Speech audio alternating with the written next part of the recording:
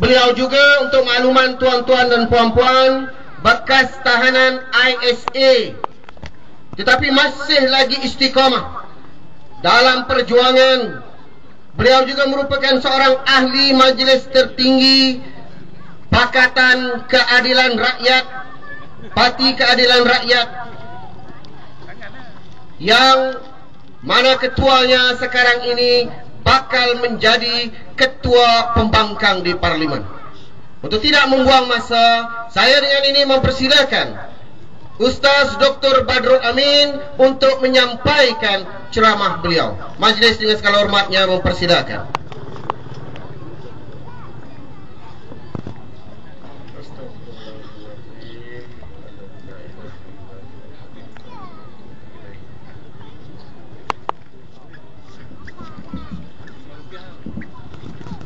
Bismillahirrahmanirrahim. Assalamualaikum warahmatullahi wabarakatuh. Dan salam perjuangan, salam reformasi, salam sejahtera. Alhamdulillahilladzi arsala rasulahu bil huda wa dinil haqq liyuzhirahu 'ala ad-dini kullih wa kafa billahi syahida. Segala puji bagi Allah yang telah mengutus Rasulnya Muhammad dengan hidayah petunjuk agama yang benar, yang akan mengatasi semua agama yang ada di dunia ini, dan Allah sebagai saksi. Wassalatu wassalamu ala rasulil amin al-mab'uthi rahmatan lil alamin. Salawat salam buat Rasulnya Muhammad, utusan Allah sebagai rahmat, penyelamat dunia dan akhirat. Saudara pengurusi Al-Fadhil Ustaz Wan Syamsuddin, sahabat-sahabat pimpinan PAS, rakan-rakan keadilan, seterusnya, para hadirin hadirat rahimakumullah. Alhamdulillah, kita dalam suasana sambutan Maulid Nabi. Dan sambutan Maulid Nabi tahun ini berbeza. Ya, berbeza dari tahun-tahun lepas. Ya, kita lihat ya, sambutan Maulid Nabi kali ini juga diraihkan oleh rakan-rakan India dan Cina. Ini tidak pernah berlaku satu ketika dulu, baik rakyat atau pimpinannya, ya.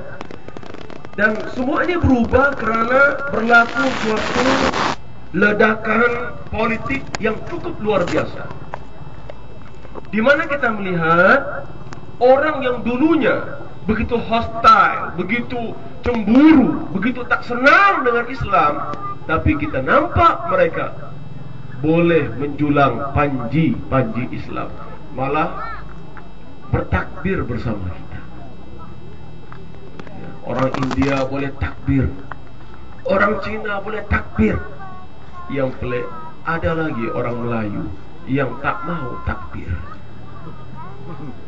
Ledakan tsunami politik yang disebut-sebut sebagai tsunami politik, ya, berlaku perubahan luar biasa, di mana orang yang bukan Islam meletakkan keyakinan yang cukup tinggi pada Islam, berikan kuasa kepada orang Islam. Saudara, terus terang saya mengatakan, yang memenangkan kita hari ini, yang kita boleh pegang beberapa buah negeri di samping Kelantan, itu adalah karena sokongan orang bukan Islam. Betul tidak, saudara? Jangan nafikan ini. Orang India dengan makal saktinya, ya, dengan people's power, yang sampai sekarang orang tanya saya, Ustaz, Hindraf ni oke kata oke, tak ada masalah. Islam menjamin keadilan,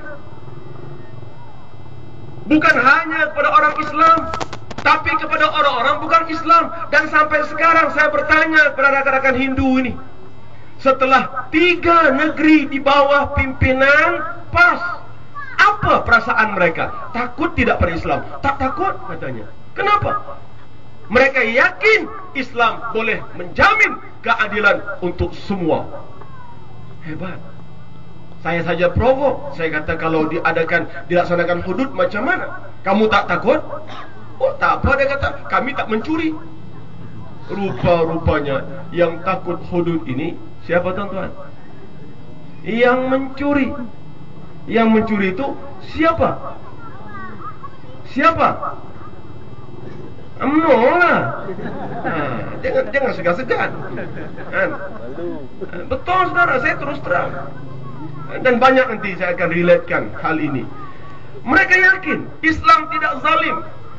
Saya tanya orang-orang Cina, setelah kita pegang Perak, Kedah, Kelantan, dan di Selangor ini pengaruh PAS cukup kuat, apa kata mereka? Mereka tak takut. Islam tak jahat, Islam tak zalim, dia kata. Yang jahat ialah orang Islam yang tak ikut Islam. Betul tak tuan-tuan? Masuk akal tak? Memang masuk akal. Sebab kalau orang Islam ikut Islam, dia tak mencuri. Selamat tak kita? Selamat. Kalau orang Islam ikut Islam, tak rasuah. Orang Islam ikut Islam, tak zalim, tak pukul, tak lebam mata, tak fitnah, tak sumbat orang dalam penjara. Tak pasal-pasal 2 tahun 2 bulan saya merengkok dalam penjara. Kenapa? Sebab dia tak ikut Islam. Kalau betul saya bersalah, bicarakan saya.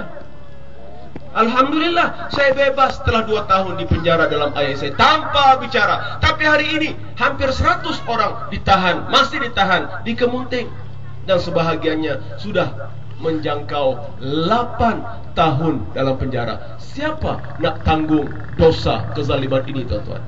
Ya, memang.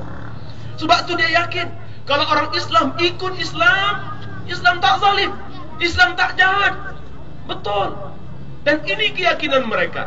Ketika orang bukan Islam yakin dengan Islam, sampai sekarang ceramah di mana-mana. Cuma tak nampak India, tapi saya yakin ada India ni. Ada tidak? Avanaka. Di tempat lain saudara, ceramah Maulid Nabi, kita buat forum Maulid Nabi di Kuang, forum Maulid Nabi di perkarangan masjid. Orang India datang, dengar, tak beliak mata dengar cerita Nabi. Subhanallah.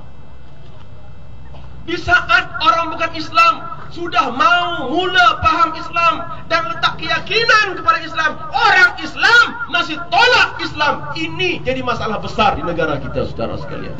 Sebab itu bila Denmark, bila Belanda hina Islam, saya tak ada rasa apa-apa. Bukan kerana tak sensitif saya ini, tapi bagi saya it's not an issue. Orang Belanda hina Islam, masuk akal saya, sebab dia bukan Islam. Betul tidak? Tapi kalau orang Islam hina Islam, itu tak masuk akal. Itu hilang akal namanya. Walan tarda ankal yahud walan nasara hatta tattabi'a millatahum. Orang Yahudi, orang Nasrani tak akan redha dengan kamu, hai Muhammad, hinggalah kamu ikut telunjuk mereka.